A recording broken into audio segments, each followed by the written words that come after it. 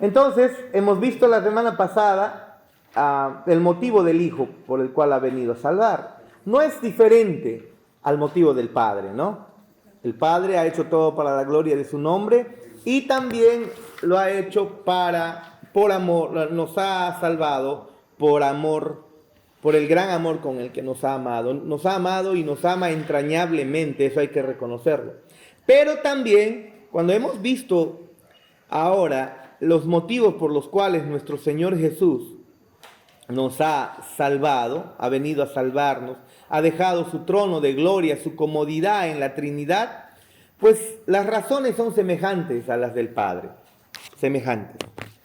Nuestro Cristo, nuestro Señor, vino a cumplir la voluntad de Dios. Su pasión era hacer la voluntad de Dios, agradar a Dios, complacer a Dios. Al Padre le plació salvarnos y el Hijo vino complacido a salvarnos. Por complacer al Padre, gozoso, no fue una obediencia a medias, no fue una obediencia a regañadientes, fue una de obediencia difícil, eso sí, porque la Trinidad en ese momento en la cruz iba a sufrir algo que nunca en toda su historia pues había experimentado, ¿no? Que el Padre abandonaría a su Hijo ahí en la cruz. Entonces no fue nada difícil o fácil para Cristo, ¿no? El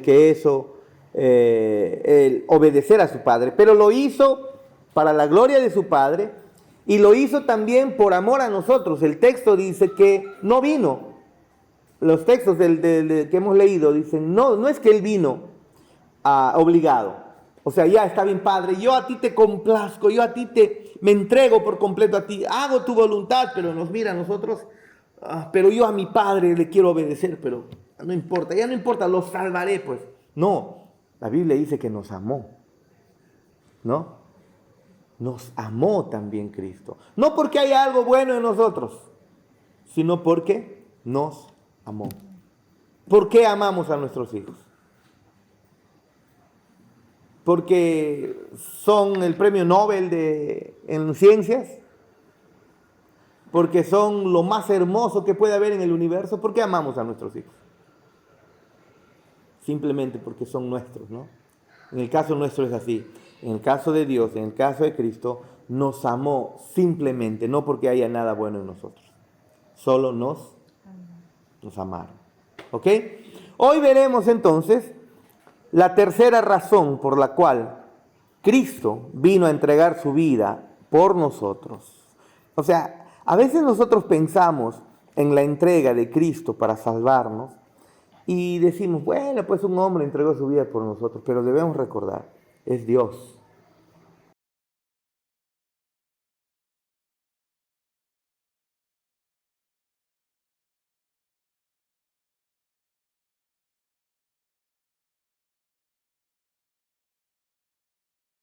Esta realidad.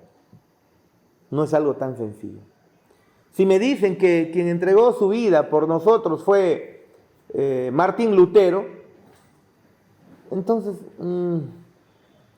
podríamos, claro, le aplaudimos, bravo, ¿no? Pero Martín Lutero, los que conocen su historia, los que han estudiado su vida, fue terrible.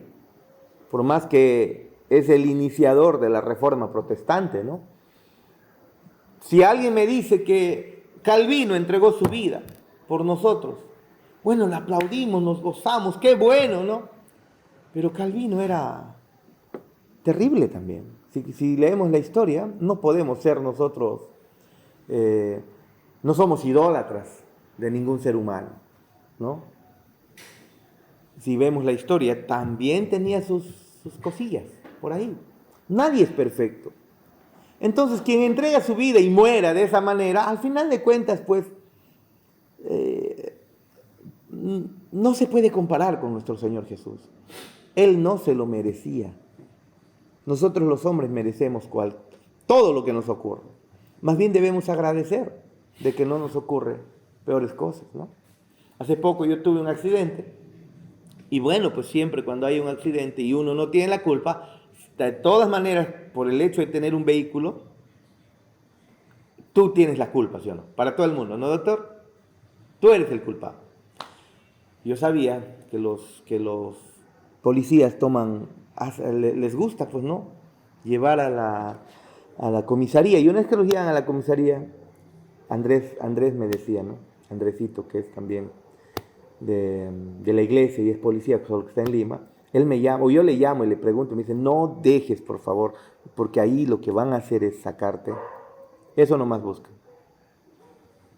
Así tú no tengas la culpa, para que puedas sacar el carro vas a tener que romperle la mano a la gente. O si no te van a hacer demorar demasiado. Pero a pesar de que, gracias a Dios, ese día aparecieron los abogados de la iglesia, ahora los llamamos. Jonathan, su mamita también ahí apoyando al doctor Rivera. Rápidamente pues terminó el problema, ¿no? Pero yo de todas maneras pensaba, estaba tranquilo y pensaba, en realidad yo merezco peores cosas. ¿Cuántas veces sin darme cuenta? Y nos pasa a todos. Sin darnos cuenta, por distraídos, nos pasamos una luz roja. Y por poco no nos llevamos a algo. Yo decía, acá no tengo la culpa, pero muy bien que tengo la culpa en otras cosas, que gracias a Dios no pasó nada. Nosotros a veces nos consideramos inocentes, ¿no? Y pensamos que no merecemos las cosas que nos pasan.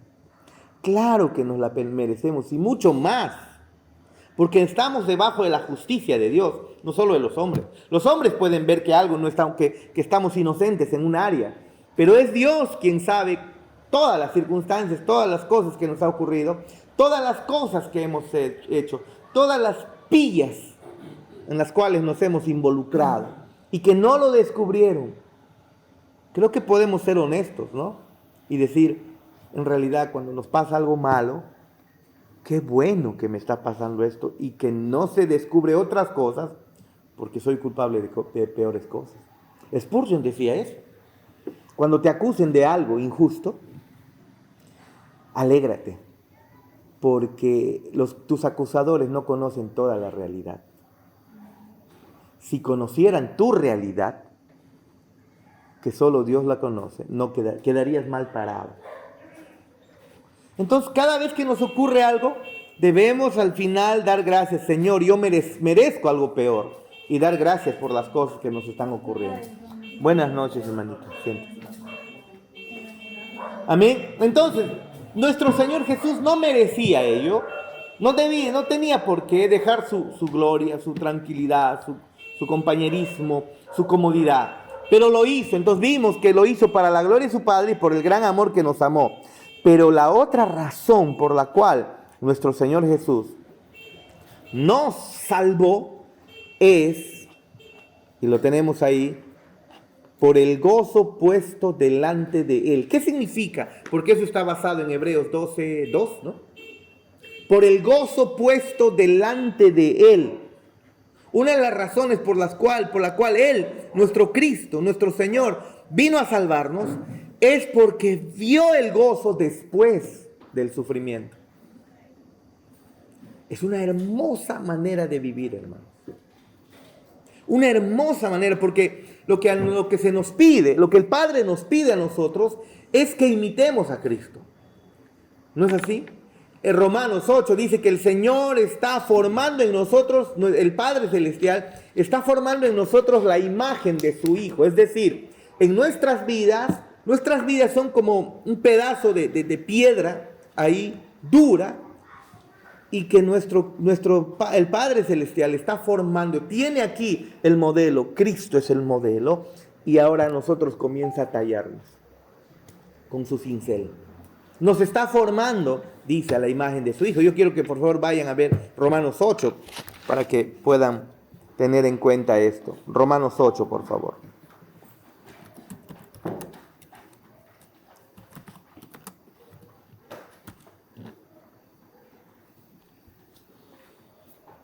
¿Lo tienen? 8:28.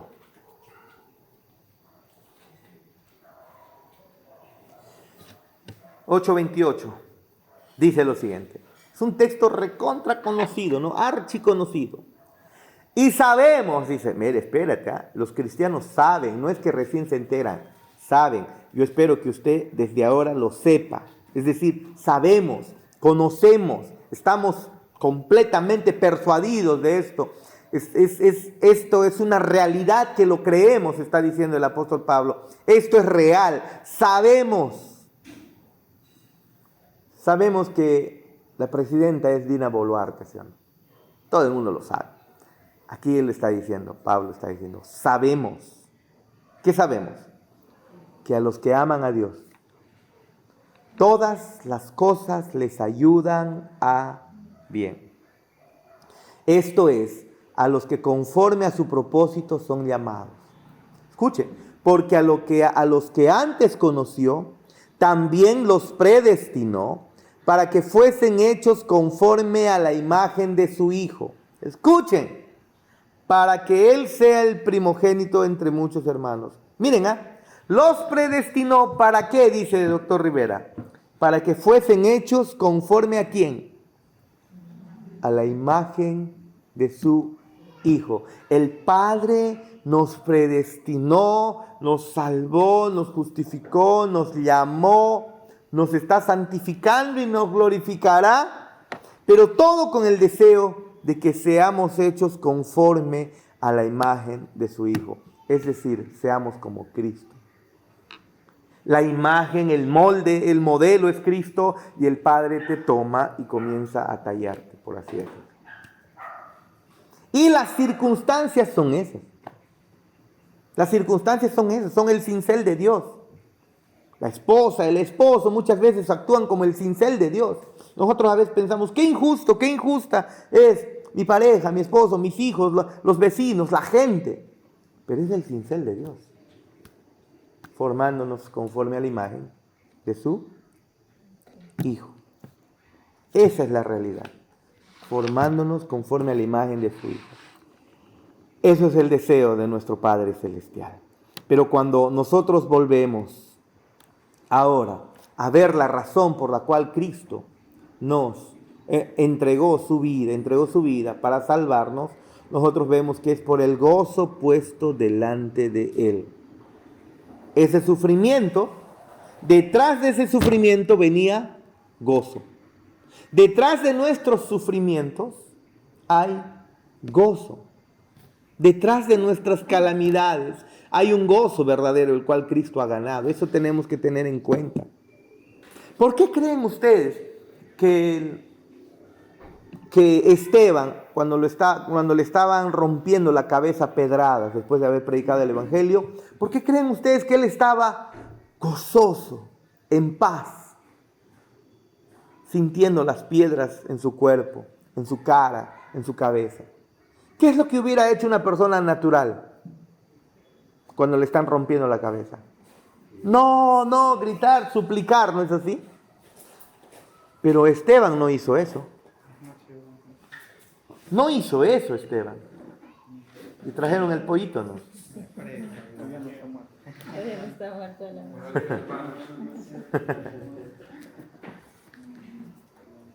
El gozoso murió. ¿Por qué creen? Por el gozo puesto delante de Él. ¿Cuál es el gozo? No es aquí en la tierra. Aunque el Señor nos permite gozarnos. En este accidente que tuve, se pudo haber tornado terrible. Terrible. La señora ayer todavía ha estado muy terrible, ¿no? Queriendo que se la lleve a Lima, todavía hacer sacar tomografía y todo, ¿no? Y yo le dije, está bien, mira, vamos con lo que diga el médico, vamos a hacer. Y se tranquilizó bastante, como quiso denunciar a su hijo incluso. O sea, la señorita tiene esas actitudes, ¿no? Viejita, pues, ¿no? Se le entiende también, a veces a esa edad se pierde la lucidez. Así que mañana le vamos a llevar al médico para que la puedan examinar otra vez, pero es un leve. Prácticamente ella misma se ha golpeado con el carro, ¿no? Eso es lo que ha ocurrido. Pero, y por lo que es viejita, pues se cae, ¿no? Pero, todas las dificultades debemos recordar que las debemos pasar confiados en el Señor. Confiados. Sabiendo que hay un gozo próximo. Cuando le digo a mi esposa y a mi familia, ¿no? tranquilo, estoy en la comisaría, no, a mí no me ha pasado nada, le digo, no me ha pasado, estoy en el hospital, no me ha pasado nada, yo estoy bien. Solo que una señora por cruzar sin ver, ¿no? Se golpea con el carro y se cae y su cabecita pues se rompió. Y entonces, pero posiblemente, porque yo tenía que decir las posibilidades para que no se asusten, posiblemente me voy a quedar en la comisaría porque es lo que está diciendo el policía, ¿no? Y el carro también lo van a intervenir y se va a quedar el carro, esas son las posibilidades, ¿no? Entonces yo se pone como que triste, angustiada, ¿no? Y le dije, pero espérense, ¿acaso es lo peor? Dormir en la comisaría no es malo. ¿Qué de malo al final tiene, no? Lo que sí me preocupaba era el vehículo, ¿no? Porque que venga mi hermano desde Lima a sacarlo iba a ser complicado, ¿no? Complicado. Así que dormir en la comisaría no es malo. ¿Qué problema hay? ¿Por qué? Porque de lo peor el Señor ya nos ha librado, ¿sí o no? O no, hermano, o no creemos eso. Cualquier circunstancia, recordemos, las circunstancias que nos ocurren, las podemos ahora soportar. Los dolores podemos soportar, sabiendo que hay un gozo delante de Él. Y esa es la razón por la cual también nuestro Cristo murió por nosotros, por el gozo puesto delante de Él. Y hoy día veremos eso. Leamos juntos. Él dio su vida por la gloria de su Padre y así murió por Dios. Eso ya quedó claro. Cristo murió por Dios, para complacer a Dios, para agradar a Dios. Pero también el Hijo dio su vida por el gran amor con que nos amó. Y entonces así murió por su pueblo. ¿No es así? No es que fue apático a nosotros y solamente decidió cumplir la voluntad de su Padre, gozoso por querer agradarle, pero a nosotros pues no había nada de empatía. No, sí hubo empatía, sí hay empatía. ¿Y qué empatía, hermanos? Un amor verdadero, al punto que gozosamente entregó su vida, aunque sufrió, ¿no? Para concluir nuestro estudio, consideraremos un último motivo que llevó al Hijo a la cruz. Él murió por el gozo que fue puesto delante de Él. Recuerden, esto está basado en Hebreos 12, ¿no? El gozo que fue puesto delante de Él. Para algunos, declarar que el Hijo fue movido por la esperanza del gozo futuro podría parecer que se está presentando a Cristo como alguien egoísta. Pero no es así. ¿Cómo Cristo podría buscar la gloria de Dios? ¿Cómo él podría buscar la gloria de Dios, la salvación de su pueblo y su propio gozo al mismo tiempo? Es una pregunta, ¿no?, que pudiéramos hacernos, ¿no?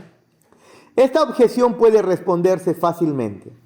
Primero, necesitamos entender que el Hijo de Dios encontró su más grande gozo en la proclamación de la voluntad y la gloria del Padre.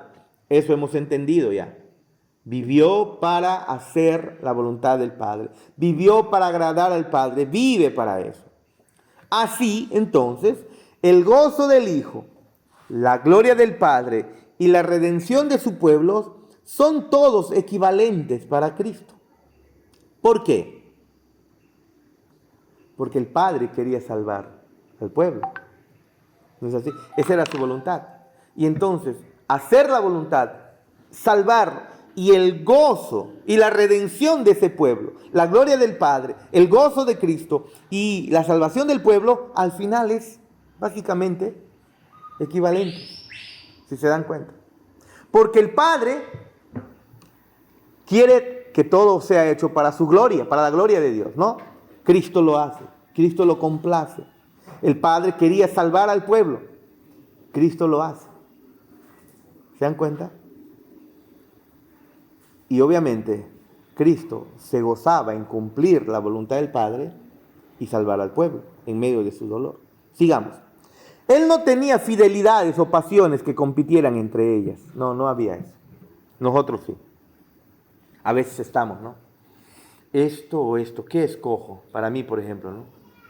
Escabeche de gallina o picante de cuy. Si me ponen los dos, ¿a cuál le entro? Y encima si me ponen camlú guantán, Dios mío, ya no sé ni qué hacer.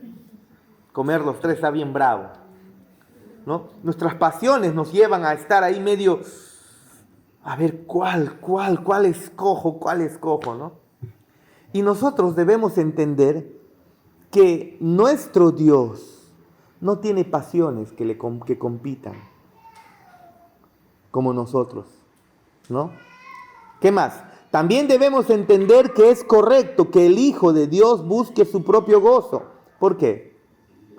Porque Cristo también es Dios. Pero al hacerlo, el Padre es glorificado. Y al hacerlo, también el pueblo es bendecido. Es muy diferente para con nosotros. Si yo busco mi propio gozo, generalmente está ocurriendo, casi siempre, sin pensar en el gozo de los demás. Sin pensar en si los demás van a ser bendecidos o no. Pero en el caso de Dios, cuando Él busca su gozo, o en el caso de Cristo, cuando Él busca su propio gozo, eso es correcto. Pero al final somos nosotros los beneficiarios de ello. Todas las cosas fueron hechas por Él, dice Colosenses 1:16. ¿Se acuerdan?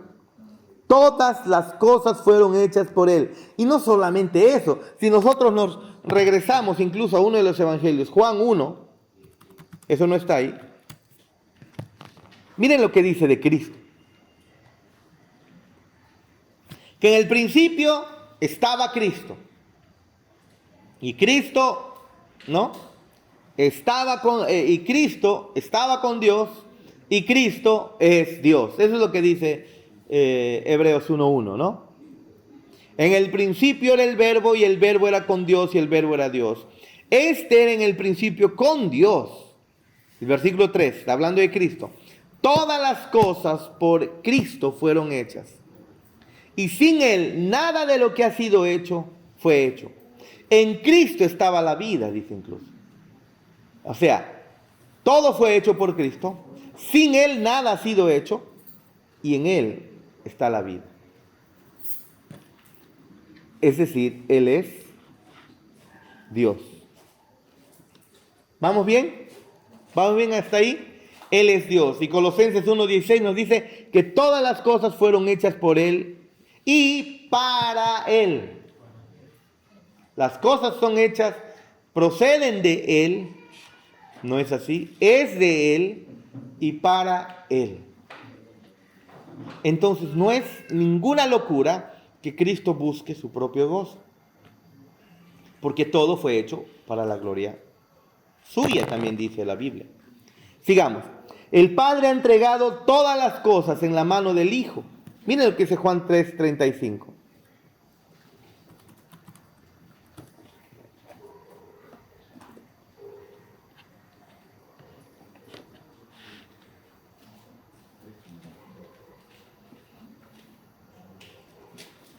El Padre ama a Cristo, al Hijo, y todas las cosas ha entregado en su mano.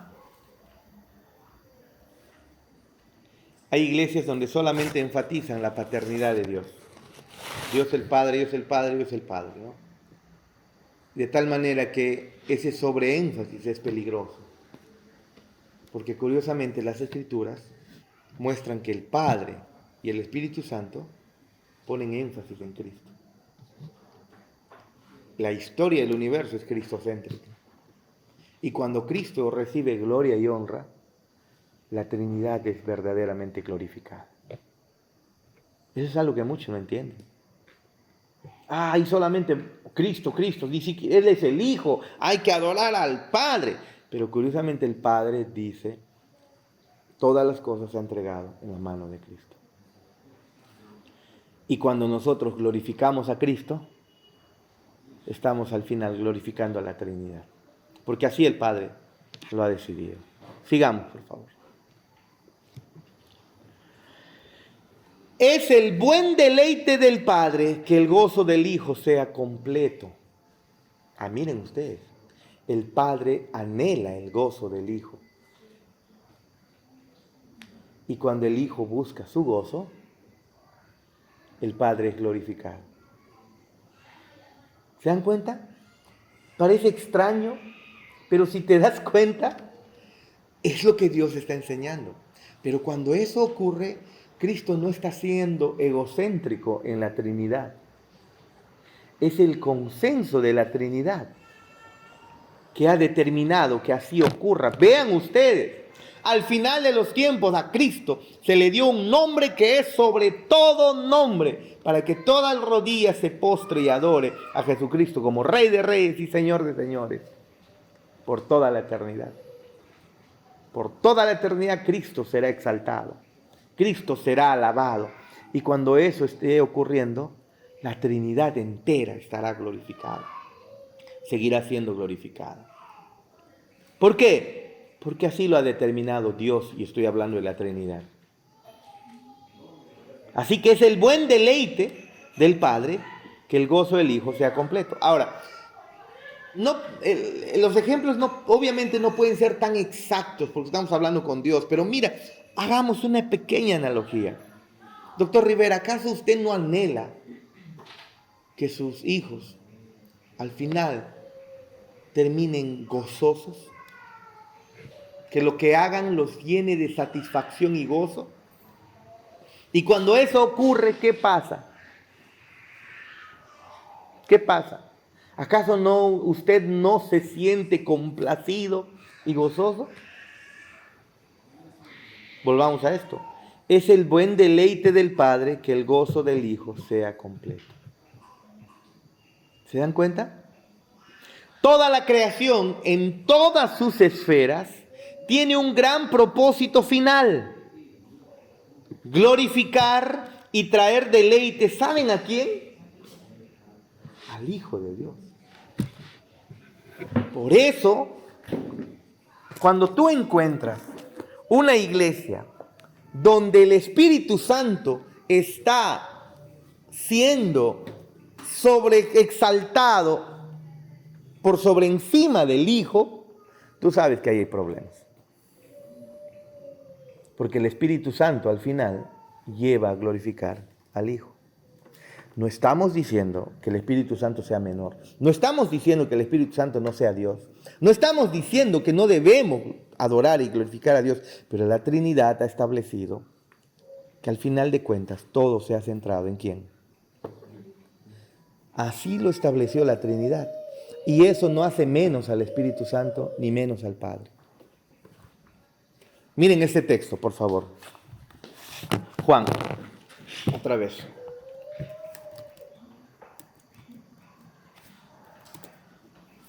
Juan 16, por favor. Apúntenlo. Ahorita veo cuál de ellos. Juan 16. Juan 16, 12. Cristo hablando con sus discípulos dice: aunque tengo muchas cosas que decirles, pero ahora no las pueden soportar.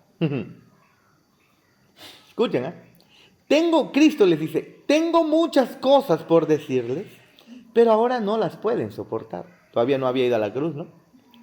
Pero cuando Él, ¿de quién se refiere?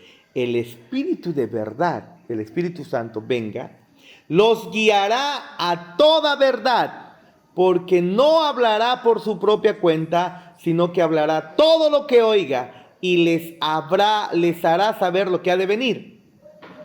A través de su palabra, el Espíritu Santo nos habla ahora, ¿sí o no? Dios mismo nos habla ahora. Escuchen, Él me glorificará, tomará de lo mío y se lo hará saber a ustedes.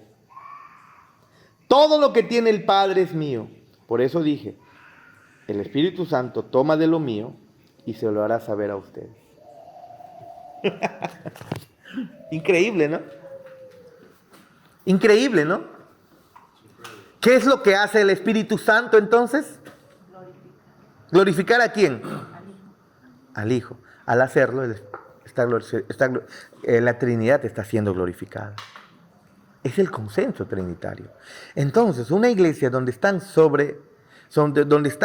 glorificando al Espíritu Santo, como por ejemplo, generalmente ocurre en iglesias neopentecostales y algunas pentecostales, sabemos que eso está completamente equivocado. Oh, el Espíritu Santo hace lo que quiere y están revolcando y están tirándose al piso. Oh, es el poderoso Espíritu Santo, tú no lo puedes detener. ¿No? Y entonces, esta es una iglesia del mover del Espíritu Santo. El Espíritu Santo es Dios. Pero al Espíritu Santo le agrada glorificar al Hijo. ¿Se dan cuenta? Y al Padre le agrada glorificar al Hijo. Le encanta eso. Pastor, pero ¿por qué muchas iglesias más basan al Espíritu Santo y a veces como que ya no les... Justamente por no leer muy bien las Escrituras. Justamente por no acercarse a la Biblia como cuando se acercan a un horóscopo o se acercan a una revista, ¿no? De qué sé yo. Y una de las dificultades que tú tienes, que uno tiene que saltar al venir a ser creyente, es que cuando tú vienes a ser creyente, tú encuentras que la palabra de Dios está escrita. Y en el contexto latinoamericano, ¿acaso nos gusta leer? Especialmente en estos tiempos, lo que nos está gustando más es tiktokear. Frases cortas nada más. Yo siempre recordaba esto a la iglesia. ¿Ustedes se acuerdan? Los que somos de repente la época de los 90, yo me acuerdo, desde niñito, de 85, 86, me prestaba bastante atención a los adultos. Y me acuerdo que cuando contaban un chiste, te cuento un chiste, y se hacían en ronda mis tíos, ¿no? Tengo unos tíos que eran bravos ahí contando sus chistes. Y contaban su chiste. Y los chistes eran largos. Eran una historia, ¿se acuerdan? Los chistes eran largos, eran una historia que lo contabas. Y al contarlo tú ibas imaginando varias escenas que al final cuando lo concluían daba risa. ¿No es así? Ahora tú solamente necesitas ver una imagen, un meme, y te ríes. Más simple, más sencillo, motivando incluso ¿a qué? A que ya no usemos mucho más de la imaginación, solamente algo tan simple ahí, rápido. Muy bien, ya pasó ese chiste, que pase otro. En el pasado tú te demorabas el tiempo de contar. Mira, estamos viendo en temas de chiste nada más. Te demorabas en contar el chiste y encima se reían y seguían reír y comentaban todo el chiste. Demoraba bastante para pasar a otro chiste. Ahora no. Listo, la dopamina se te acabó. Otra vez otro chiste. ¿No? ¿Qué es lo que produce el celular? ¿Acaso no es un jugo grande, una segregación bastante de dopamina? Por eso muchos no lo pueden dejar. Por eso vuelven, otra vez lo dejan un rato al lado y después otra vez están ahí. Les produce dopamina. Es como una especie de intoxicación que están teniendo. No pueden dejarlo. Imagínate esa droga, la dopamina es un neurotransmisor, ¿no? Pero imagínate eso para los niñitos que no están preparados para soportar eso. La adicción que les va a crear.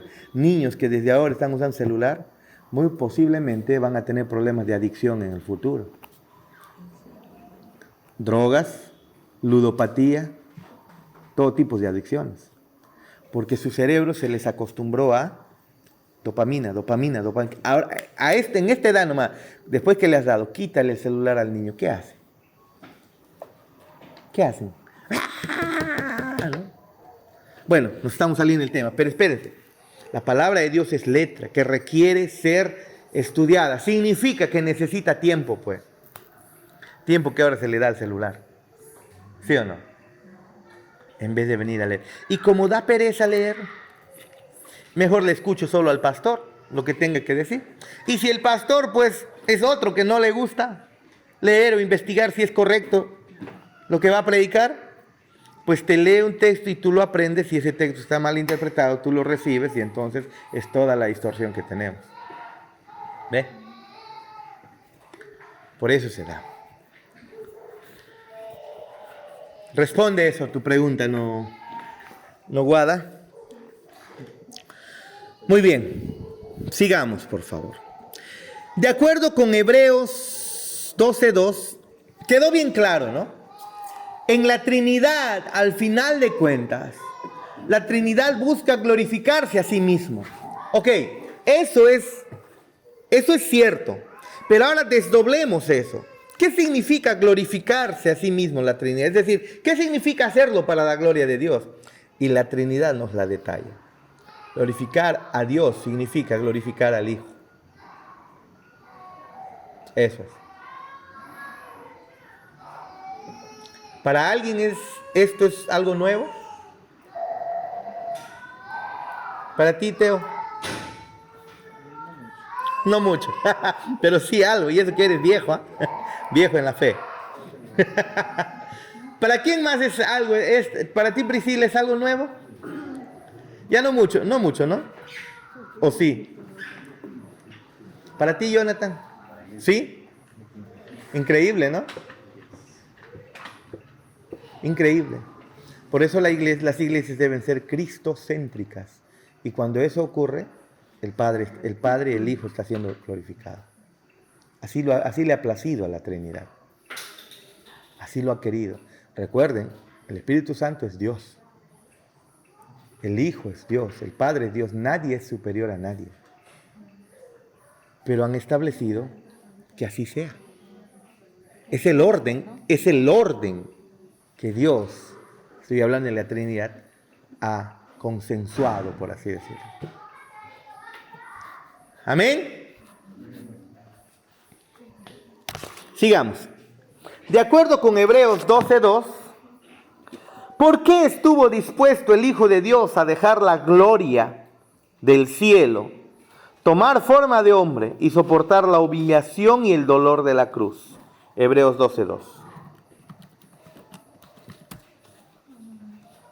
Buenas noches, buenas noches.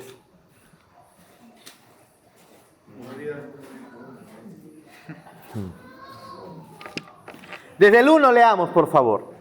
Por tanto, nosotros también, teniendo en derredor nuestro tan grande nube de testigos, despojémonos de todo peso y del pecado que nos asedia y corramos con paciencia la carrera que tenemos por delante. Hermanos, si usted piensa que el cristianismo no es una carrera, tiene que meditar bonito. El cristianismo es una carrera. Has iniciado una carrera. Mañana Joshua va a correr. Y entonces él quiere que yo le preste mi zapatilla dominguera, dice, para que corra. Porque él quiere correr bien y llegar bien. O sea, él no está pensando ir y a los 2 kilómetros, medio kilómetro, subirse a un bayashi y volverse. Él quiere correr bien, no quiere quedar mal. Él quiere, yo soy delgado, debo correr más, ¿no? Él quiere llegar bien, quiere usar mi zapatilla dominguera, ¿no? Estás loco, le he dicho. No lo vas a usar. Ya pues está rogándome. Entonces le dije, para que tu carrera sea mucho más placentera, porque estás pensando llegar, ¿no? Ok, usa tu audífono, tiene unos cascos ahí Bluetooth inalámbricos, usa eso y mañana vas a estar tranquilo. Vas a correr con tu audífono.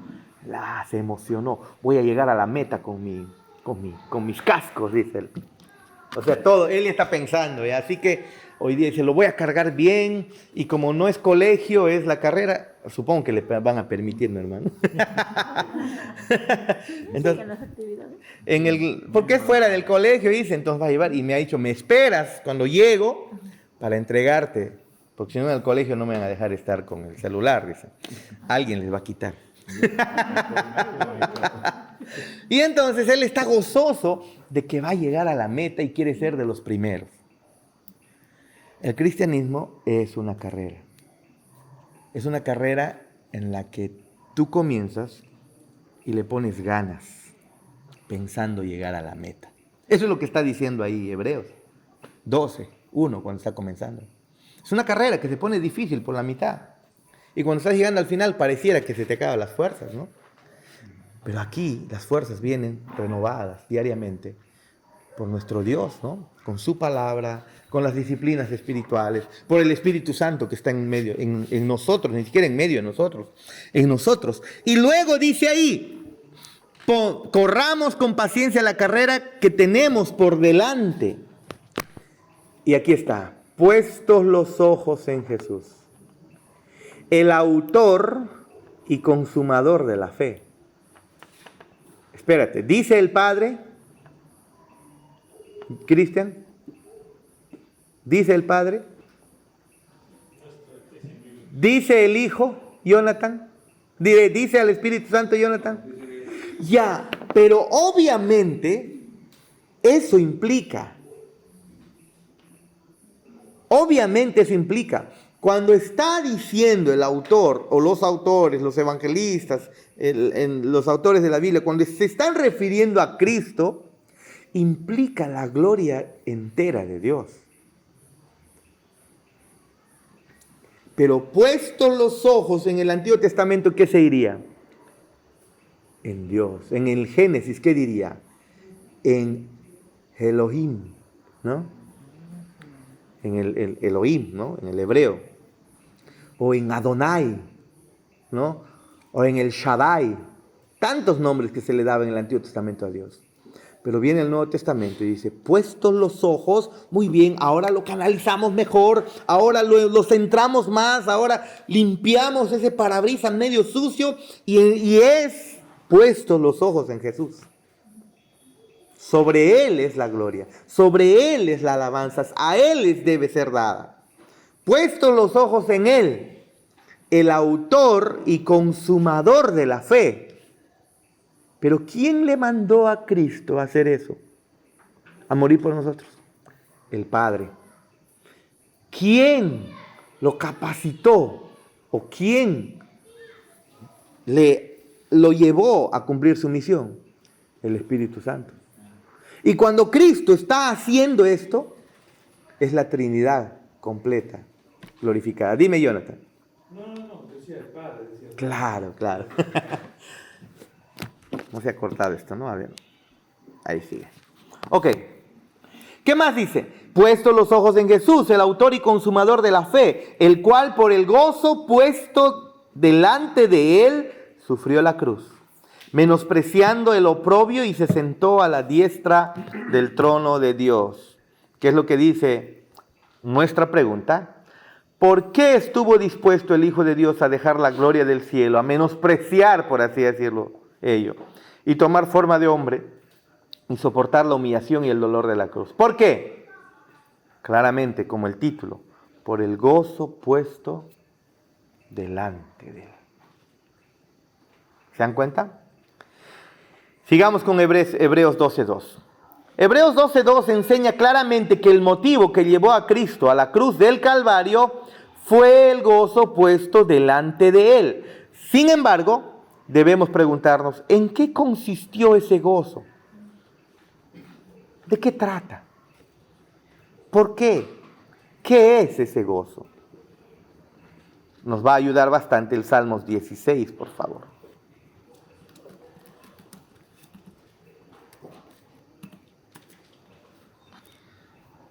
Salmos 16, versículo 9 al 11.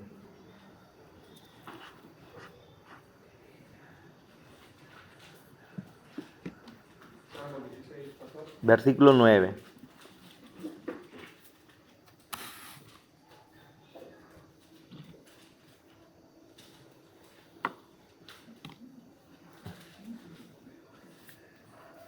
¿Lo tienen?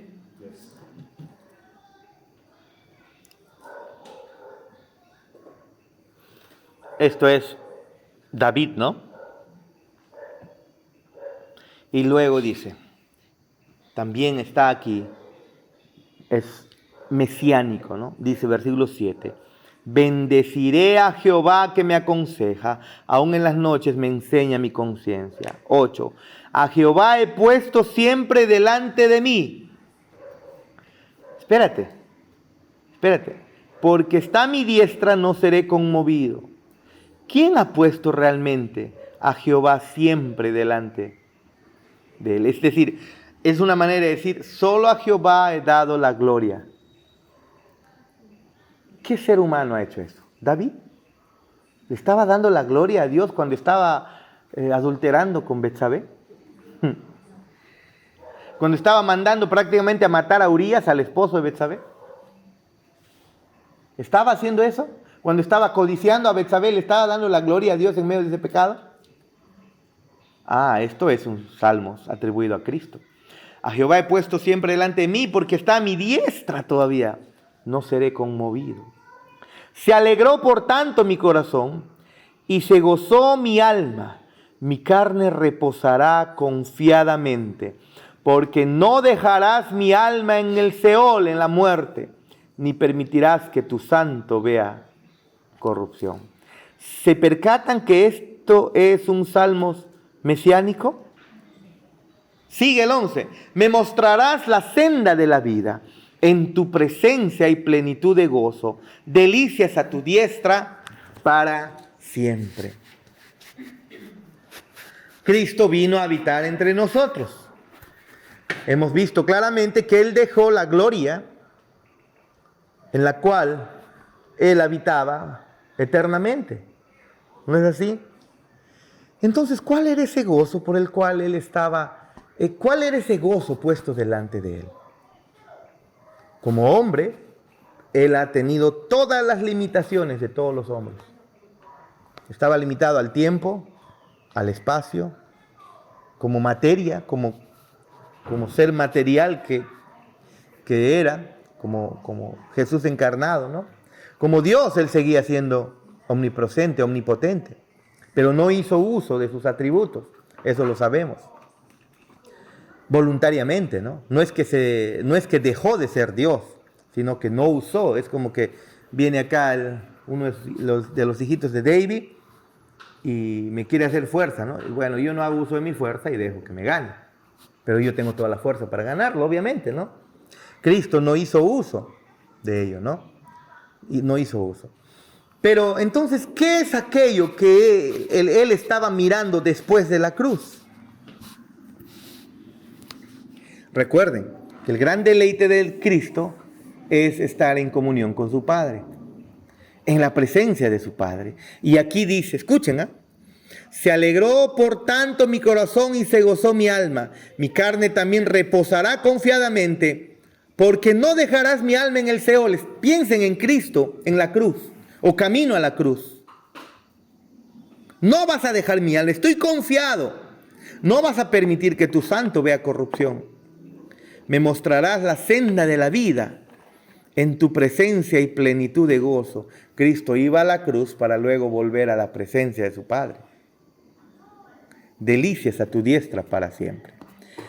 ¿Qué gozo estaba persiguiendo Cristo entonces? ¿Qué gozo?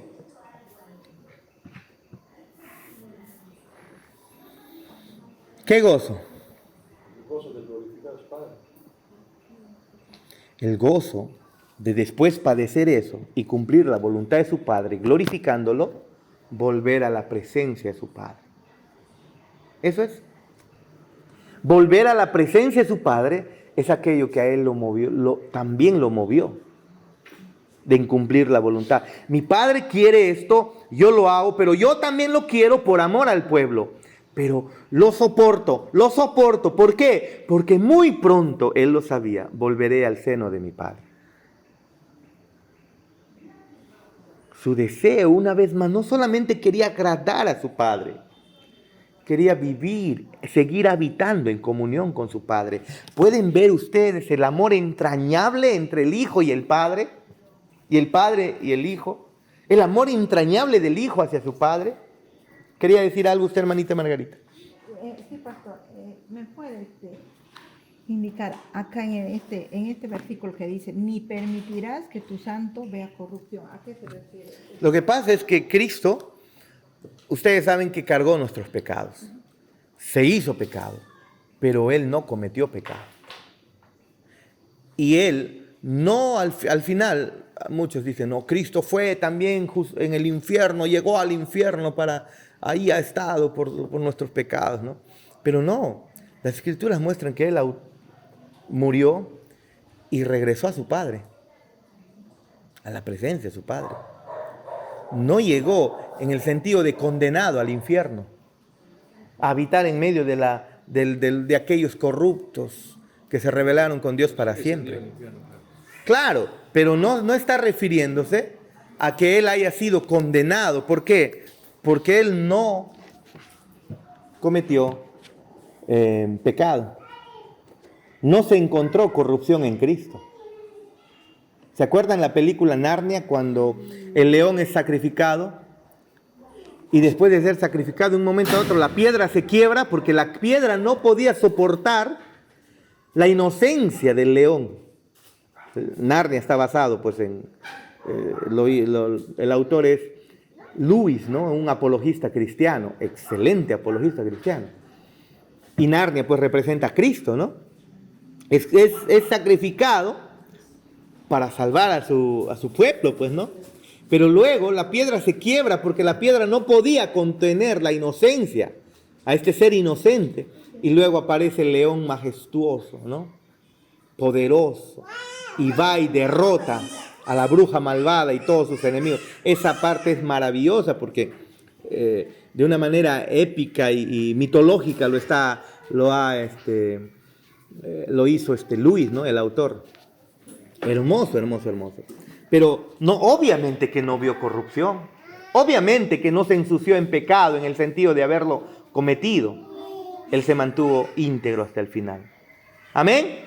Entonces, ¿qué es aquello por lo cual Cristo, qué gozo tenía delante puesto de él?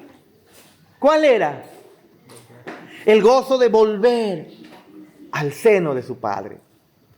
Y nosotros debemos tener ese mismo gozo. Tus dificultades, tus enfermedades, tus problemas, hermanos, las pasamos bien, pues. ¿Por qué? Porque hay un gozo mayor. Otra manera de decirlo, puestos los ojos en las cosas de arriba, no en las de abajo. Haz tesoros en los cielos, no en la tierra. Hay varias maneras de decirlo. Piensa en que un día estarás con Él, con tu Salvador. Mi bisabuela decía eso. Ella decía, yo estoy viva, pero aquí viva en mi casa, no estoy predicando. Tenía como casi 90 años. Y le gustaba enfermarse, porque ya no podía caminar, para que la lleven al hospital y en el hospital predicarle a los enfermeros, a los doctores. Quería hacerlo siempre, siempre, siempre. Pero ella decía, muy pronto voy a estar con mi Salvador. Cuando yo me vaya, no estén llorando. Yo estoy con mi Salvador. Eso yo deseo. ¿Deseamos eso? A ver, meditemos. ¿Deseamos eso? Eso. Tenemos que aprender a desearlo más. Yo sé, nadie quiere sufrir. Nadie quiere enfermarse. Nadie lo quiere hacer. Yo siempre pienso, si voy a morir, quiero morir rápido para estar con mi Señor. Porque padecer sería difícil, pero ¿saben? Si es que eso ocurre, hermanos, no sufran por mí, me lo merezco. Morir de las peores maneras es algo que todos lo merecemos. Pero el gozo puesto delante, para Cristo era volver ahí a los brazos de su Padre. ¿Usted anhela eso? Ahora ir a los brazos del Salvador. Ahí. Para Cristo, su gozo puesto por delante era volver a la presencia de su Padre. Y el Padre dice que Él es nuestro ejemplo y debemos ser como Él. Y este discipulado busca también eso, hermanos. Que en nosotros haya cada vez más un amor creciente por Él, de tal manera que usted pueda soportar estas aflicciones, momentáneas aflicciones. ¿Cuánto le va a durar estas aflicciones? ¿Cuántos años tienes? 26. Creo que es el menor de todos acá, ¿no? Más de 60 años, o ya ponle 70 años. Más de 70 años no creo que nos dure las aflicciones. A otros menos. ¿Sí o no? A otros menos. A otros de repente solo 10 años. A otros solo 5 de repente. A otros 20. O de repente mañana se le acaba la aflicción a alguien. Obviamente. Obviamente. Pero espérate. ¿Cuánto nos arañamos nos aferramos con uñas y dientes a este mundo, ¿no? ¿Cuánto lo hacemos? Y Cristo dijo, Padre, si quieres pasa de mí esta copa. Pero al final, gozoso y sufriente, se fue a la cruz por el gozo puesto delante. ¿Cuál era ese gozo? Volver al seno de su Padre, en comunión, para nunca más romperse de ello. ¿Ve? Y eso es lo que Él ha ganado para nosotros, comunión con el Padre, para nunca más romperse de eso. Leamos la nota. El apóstol Pedro cita este texto en su sermón el día de Pentecostés como referencia a la resurrección y exaltación de Cristo en Hechos 2, 25 al 28. Y el apóstol Pablo, ellos cita en su sermón en la sinagoga de Antioquía, Hechos 13, 35, ambos, Para el Hijo, dejar el lugar de morada de su Padre en el cielo fue una prueba inmensa. Hermanos, si el mismísimo Hijo de Dios fue probado, si el mismísimo Hijo de Dios sufrió, ¿por qué se les ocurre pensar a muchos que venir a Cristo es no sufrir? ¿No? Esa manera de predicar, ¿no? Todo te va mal, ven a Cristo. Él va a solucionar tus problemas. Pero están pensando ahora, ¿no? Y Cristo no se le solucionó su problema ahí, en la tierra. Él murió y luego regresó a su Padre. Pero cuando alguien quiere venir recién al camino de Cristo, tú le pediste hacer esto, ven a Cristo y igual vas a seguir sufriendo, igual vas a pasar. Esto es mejor que queda ahí. Claro, es una claro. diferencia, pero conocer la palabra. Claro, pero espérate. A nosotros no nos ha llamado Dios a adornar el mensaje. El sembrador lo que hizo fue, en la semilla, la palabra de Dios es la semilla, pero es la semilla verdadera, ¿no? La semilla verdadera, digamos, sana doctrina, llamémosla, ¿no? O la semilla verdadera, lo correcto. Y el sembrador sale, y en el contexto en el que ellos están, en el judío, agarra la semilla y por un lado esparce, por otro esparce, y sigue caminando, esparce, y sigue caminando, esparce, y luego, ¿qué hace el sembrador? ¿Qué hace? ¿Saben qué hace? Se va a dormir. Se va a dormir. Él no se frustra si habrá caído en buena tierra o no buena tierra, porque al día siguiente, y después al día siguiente obviamente durmió, amanece, va a ver, y encontró que la buena tierra produjo. Esa es la tarea de nosotros como aquellos que predicamos el Evangelio. Solo soltar la semilla, el Señor es el que da el fruto. No podemos hacer nada más que predicar. Es el Espíritu Santo quien coge el mensaje y obra en los corazones. Si nosotros lo vamos a maquillar diciendo, no, pero ¿sabes qué? Pero sí, también te va a bendecir. Claro, es cierto que lo hace. Pero el mensaje es, toma tu cruz, esté dispuesto a morir. Y arrepiéntete para que lo sigas. Esté dispuesto a morir, ¿ve? En el mundo tendréis aflicción. Mira, una de las promesas que Cristo ha dado es que sí o sí vas a sufrir. No dice que sí o sí tus problemas se van a acabar. ¿Dónde dice que tus problemas se van a acabar? Dice, en el mundo tendréis aflicción. Prácticamente es una promesa. En las iglesias de prosperidad dice que... Eso. Prácticamente dice, en el mundo tendréis aflicción. Diversos tipos de aflicciones. Comienza desde un uñero de repente hasta un problema emocional y sentimental. O todo tipo de problemas. ¿Ve?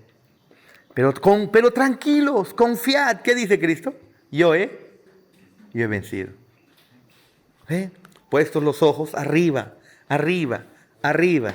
Arriba, es eso. Por eso el mensaje del domingo, para muchos creo que ha sido medio extraño, ¿no? Porque como siempre estamos defendiendo el matrimonio, el domingo hemos hablado de la soltería. Los solteros tienen que verlo.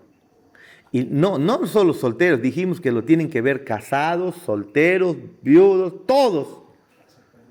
Todos, porque esto sirve para... Porque Tal vez muchos están solteros hoy o muchos están casados ahora, pero quién sabe, en el futuro pueden estar solteros por viudez o por muchas otras cosas.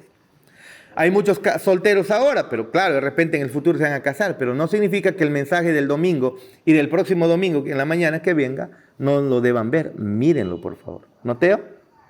¿Te sirvió o no? Pastor, el video lo has mandado al grupo. Sí, ya estás colgado, ahí está colgado. Ya. No, al grupo de WhatsApp, digo. Sí, está en el grupo de la iglesia, en el WhatsApp de la iglesia. Ahí está. En la descripción, ustedes ahí en la descripción están prédicas, están ahí, también lo pueden buscar. ¿Sí? Pero miren, para el Hijo dejar el lugar de la morada de su Padre en el cielo fue una promesa inmensa, pero fue una prueba infinitamente más grande, llevar el pecado de su pueblo y sufrir en su lugar. Él soportó estas agonías tan indescriptibles, porque si tú y yo somos condenados en el infierno, justamente merecemos la ira de Dios. Pero nunca hemos experimentado la comunión perfecta, el gozo de estar en el seno del Padre y luego experimentar su abandono. En cambio, Cristo soportó esas agonías, siendo justo. Pero las despreció, dice, estas agonías, ¿no? Por la esperanza futura de estar una vez más morando con su Padre y regocijándose en su presencia. El Hijo se regocija en su Padre. Esa es la realidad.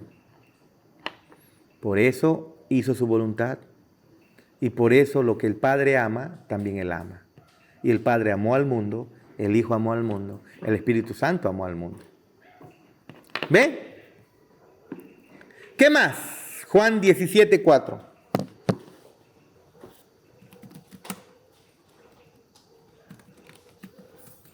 Creo que de a poco todo va encajando, ¿no, Priscila? Para llevarnos a ver que es abominable el evangelio de la prosperidad, ¿no?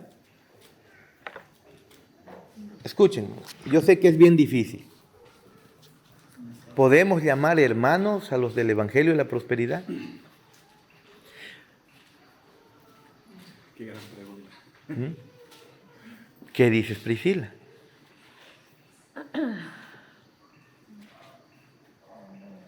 Si han recibido a Jesucristo de la manera correcta. Debe haber muchos hermanos en el evangelio de la prosperidad. Pero déjame decirte, van a salir de ahí. Porque el que es hijo de Dios tiene el Espíritu Santo y el Espíritu Santo guía toda verdad. Así como a usted y a mí. Saldrán sí o sí. Quedarse ahí no es una opción. Si se quedan, significa que no son creyentes. No lo son. Entonces no son salvos. No son salvos. No son salvos. Ustedes hablan de la palabra del trigo y las cizañas, ¿no? A ver, nosotros, hagamos la pregunta. ¿En la Iglesia Católica puede alguien nacer de nuevo?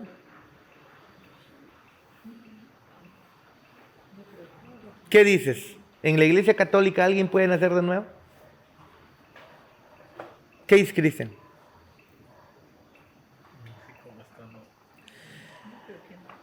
El Señor puede dar soberanamente nuevo nacimiento donde sea, a pesar de lo que está escuchando, dar nuevo nacimiento y luego hacerle escuchar su mensaje. No significa que se va a quedar ahí.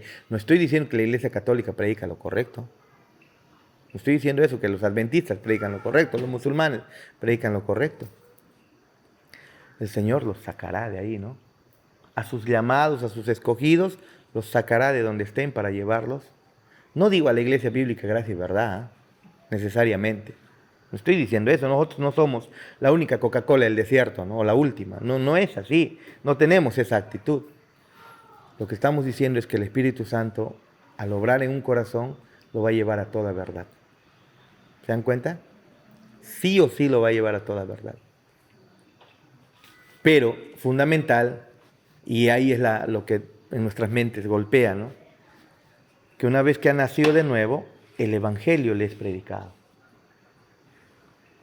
El Evangelio bíblico le es predicado.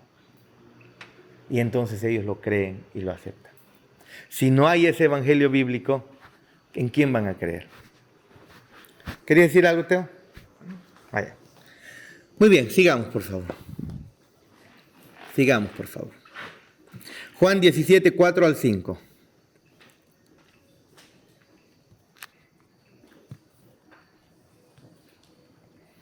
Dice, ahora pues, está Cristo orando por sus discípulos, ¿no? Al Padre. Dice, ahora pues, Padre, glorifícame tú al lado tuyo, con aquella gloria que tuve contigo antes que el mundo fuese. Cristo obviamente tenía gloria al lado del Padre por toda la eternidad.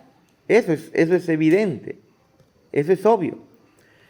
Y sigue diciendo el 5. Perdón, es el 4, ¿no? Ya te he glorificado en la tierra, he acabado la obra que me diste que hiciese. Ahora pues, Padre, glorifícame tú al lado tuyo con aquella gloria que tuve contigo antes de que el mundo fuese.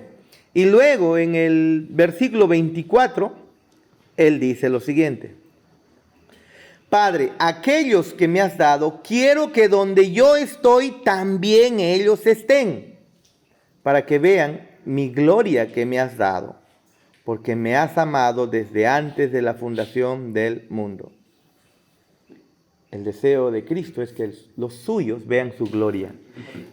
Y es que, claro, Él ya tenía gloria, dejó su trono de gloria, se hizo hombre, y ahora le dice al Padre, quiero que donde yo estoy, cuando yo regrese a tu presencia, y otra vez tenga la gloria, miren cuánto nos ama, quiero que donde yo estoy, ellos también estén y vean mi gloria. ¿Qué significa vean mi gloria? Hermanos, quien pueda ver la gloria de Dios está profundamente bendecido. Es la bienaventuranza plena el poder ver la gloria de Dios, porque eso es lo que satisface el corazón de aquellos a quien Él ha creado como personas, a nosotros. Si hasta la misma creación glorifica a Dios, ¿cuánto más nosotros seres pensantes, seres personales? Que ellos estén conmigo y que vean mi gloria. Lo que está pidiendo es, Padre, Padre, bendícelos supremamente. ¿Ve? Veamos por favor la nota. Parte del gozo que movió a Cristo a ofrecerse a sí mismo por los pecados de su pueblo fue su futura glorificación o exaltación en el lugar que era legítimamente suyo desde antes de la fundación del mundo. ¿Pero por qué? ¿Por qué Él quería? ¿Por qué Él anhelaba otra vez la glorificación suya? Para que su pueblo esté con Él y pueda ver eso. ¿Qué? ¿Por orgulloso? No, es que si el pueblo está con Él y ve eso es porque el pueblo está salvo, el pueblo está seguro, el pueblo será bendecido por siempre. Él regresaría como Señor y Salvador, el vencedor exaltado que triunfó en cada obstáculo y obtuvo la redención de su pueblo. Pero espérate, no regresaría solo, ahora estaría con su pueblo. Quiero que mi pueblo vea mi gloria. ¿Qué está diciendo? Es decir, no van a ser condenados. Está hablando de la gloria en el sentido del Dios con su presencia favorable para siempre, ¿no? No como Dios con su presencia no favorable en el infierno, ¿no? C. El gozo de ganar para sí un pueblo redimido. Claro que también eso lo ha movido. Antes de la fundación del mundo, Dios dispuso salvar a un pueblo de la multitud de la humanidad pecadora, a fin de que viviera para la gloria, el honor y la alabanza del Hijo. Cristo deseó eso, salvar un pueblo, ¿para qué? Para que eternamente vivan para Él, para su honor, para su alabanza. ¿Qué significa vivir eternamente para el honor, para su alabanza, para su gloria, hermana Margarita? ¿Qué significa eso? ¿Cómo lo traducimos? Salvados, pues. Librados de la ira de Dios. Salvados. En su presencia. Deleitándonos con Él para siempre. Leamos, por favor. De acuerdo con la voluntad del Padre y viendo este gozo puesto delante de él, el gozo de redimir a un pueblo para sí mismo. Entonces, el Hijo soportó todo voluntariamente y hasta con gozo por su novia y por el gozo que ella le traerá al final. Cristo dice que está trabajando en nosotros para presentarse a sí mismo una esposa limpia y sin mancha delante de él. El gozo suyo será al final que nosotros seamos como él. Él está viendo el futuro, ese es su gozo que le mueve también. Que tú y yo lleguemos a su presencia y estemos glorificados. Mire, esto es algo maravilloso. La Biblia no dice que solamente seremos salvados y punto. Dice que seremos como él. Increíble, ¿no? Increíble. ¿Quieres saber más de eso?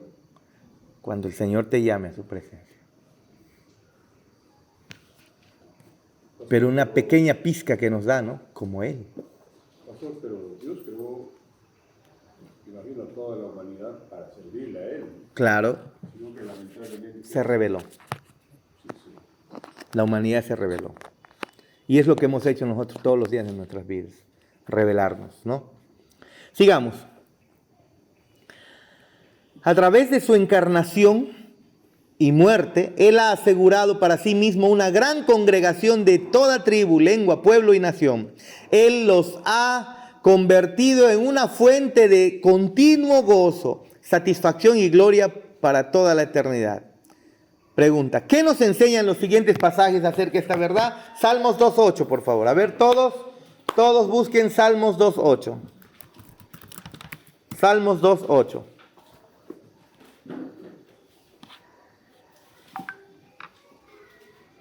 Salmos 2.8. Dice, pídeme y te daré por herencia las naciones y como posesión tuya los confines de la tierra. Desde el versículo 7, es un salmo también mesiánico, ¿eh? Desde el 7 dice 2.8, pero desde el 7 leamos, por favor. Escuchen. Yo publicaré el decreto, Jehová me ha dicho, mi hijo eres tú, yo te engendré hoy. Hay personas que toman este texto para sí mismo, hermanos. ¡Qué locura!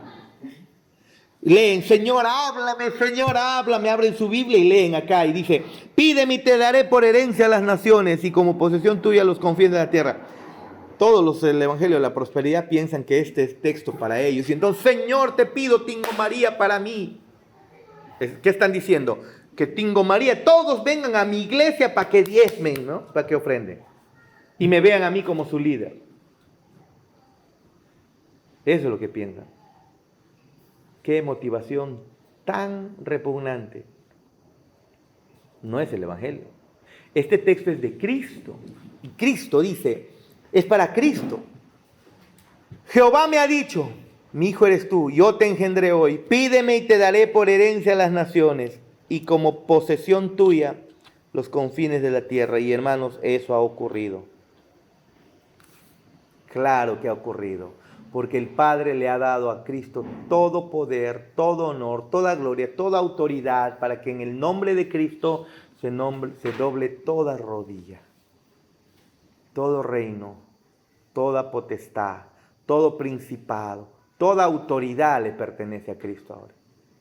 Es de Cristo. Isaías 53:11.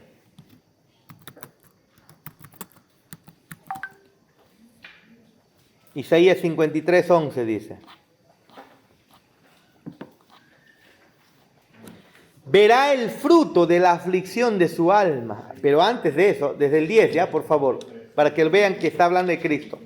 Con todo eso Jehová quiso quebrantarlo, sujetándole a padecimiento, cuando haya puesto su vida en expiación por el pecado. Está hablando de Cristo, ¿se dan cuenta? Verá linaje.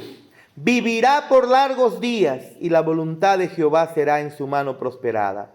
Verá el fruto de la aflicción de su alma. ¿Y cuál es el fruto? Un pueblo salvado y redimido. y Dios glorificado para siempre. Y quedará satisfecho por su conocimiento, justificará a mi siervo justo a muchos y llevará las iniquidades de ellos. Por tanto, yo le daré parte con los grandes y con los fuertes repartirá despojos, por cuanto derramó su vida hasta la muerte y fue contado con los pecadores, habiendo él llevado el pecado de muchos y orado por los transgresores. Obviamente se refiere a Cristo, ¿no? Lucas 15:10.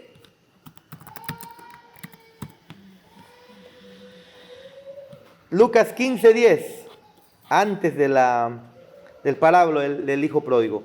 Así os digo que hay gozo delante de los ángeles de Dios por un pecador que se arrepiente, y que luego vuelve al gozo de su Señor. ¿No? Hebreos 2, 11 y 13.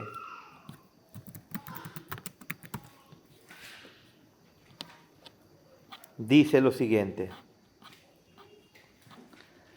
porque el que santifica y los que son santificados, de uno son todos, por lo cual no se avergüenza de llamarlos hermanos, diciendo, anunciaré a mis hermanos tu nombre en medio de la congregación. Está hablando de Cristo para con nosotros. Y otra vez, yo confiaré en él, y de nuevo, he aquí, yo y los hijos que Dios me dio. Espérate, como veíamos el domingo en la mañana, ¿acaso Cristo tuvo hijos? No tuvo hijos. ¿De qué hijos está hablando? Espirituales, que son los más importantes. En el domingo aprendíamos, los hijos espirituales son más importantes que los hijos físicos.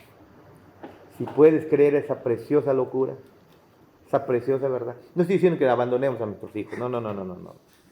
Pero para nosotros los padres, la responsabilidad es que nuestros hijos sean pues nuestros primeros hijos espirituales. Esa es la verdad. ¿Sí o no?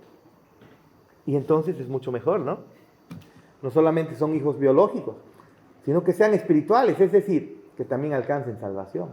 Qué triste es ser creyente y que tus hijos al final no sean salvos. Yo oro, ¿no? Por Anthony, que pueda ser salvo.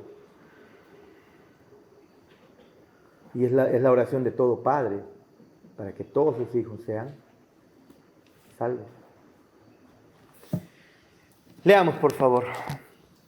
Ahí estoy queriendo desbloquear esta cosa. ¿Está grabando o no? Creo que no graba ya. ¿Está grabando esto?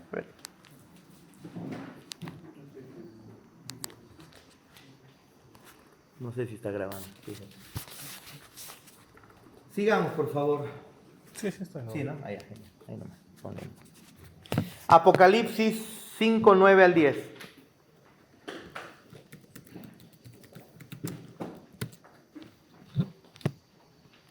Apocalipsis 5, del 9 al 10. Dice: y cantaban un nuevo cántico diciendo: digno eres de tomar el libro y de abrir sus sellos, porque tú fuiste inmolado y con tu sangre nos has redimido para Dios de todo linaje y lengua y pueblo y nación, y nos has hecho para nuestro Dios reyes, sacerdotes, y reinaremos sobre toda la tierra, dice el texto. Capítulo 7, versículos 9 al 10. 7 del 9 al 10. Dice el texto: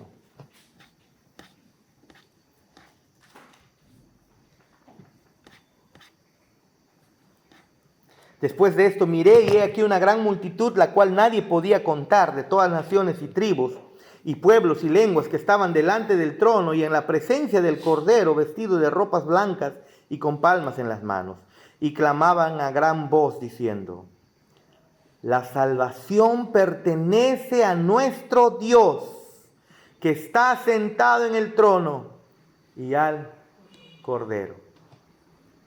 Y todos los ángeles estaban de pie alrededor del trono, y los ancianos y los 4 seres vivientes, y se postraron sobre sus rostros delante del trono y adoraron a Dios. Qué sabiduría, dice el versículo 12, ¿no? Qué hermosa sabiduría de nuestro Dios de haber diseñado este maravilloso evangelio. capítulo 22, versículo 3. Apocalipsis.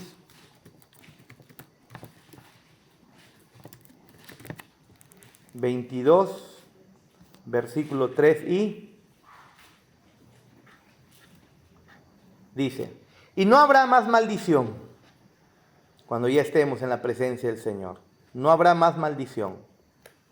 Y el trono de Dios y del Cordero estará en ella, y sus siervos le servirán, y verán su rostro, y su nombre estará en sus frentes. No habrá allí más noche, y no tienen necesidad de luz de lámpara, ni de luz del sol, porque Dios el Señor los iluminará, y reinarán por los siglos de los siglos. ¿De quién está hablando?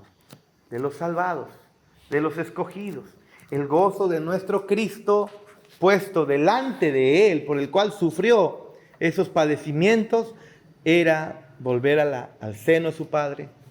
¿Y qué más? Llevar a los suyos con Él, para que habiten con Él y lo alaben por siempre. Porque cuando le alabamos, somos bendecidos. ¿Amén? ¿Preguntas?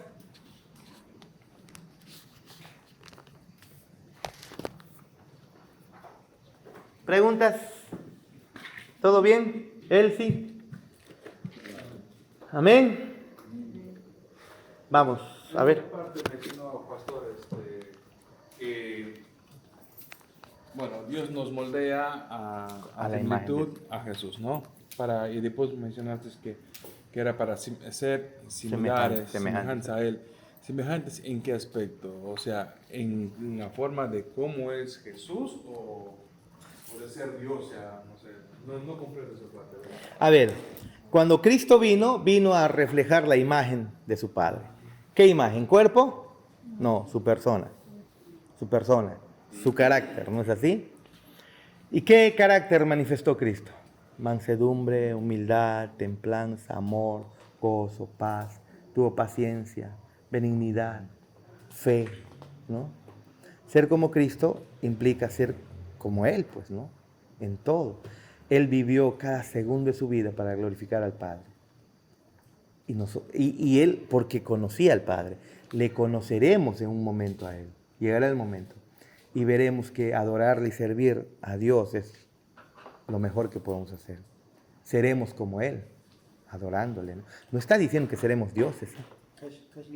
Cash Luna dice que somos pequeños.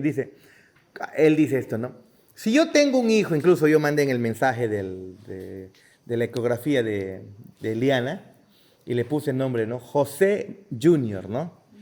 Porque en inglés es así. Cuando dice, por ejemplo, tiene hijo, su hijo, el Jonathan, sería Víctor Junior, ¿no? Así en Estados Unidos es así, ¿no? O sea, hijo de Junior o hijo de Víctor, algo así, ¿no? Entonces, Cash Luna dice, ¿qué dice la Biblia que somos? Hijos de Dios. Ok. Entonces, ¿y quién es Dios? Jehová. ¿Y qué? Entonces nosotros somos Jehová Junior. Porque somos hijos de Dios. Y también dice, somos dioses, reyes. Y está diciendo que nosotros seremos dioses de verdad. No, o sea, no se refiere a eso. Siempre seguiremos siendo creación de Dios. Nunca dioses, pero sí con el carácter.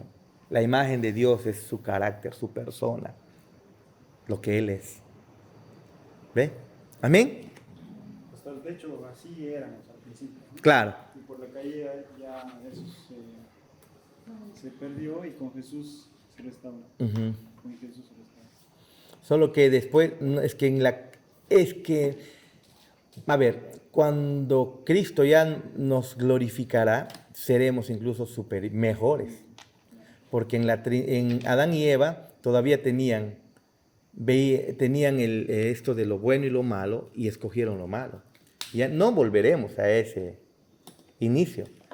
Ahora conoceremos verdaderamente el juicio de Dios que está ejecutando, ¿no? Seremos testigos de ello. Y entonces veremos que su amor ha sido tan grande y jamás fallaremos. Nunca más.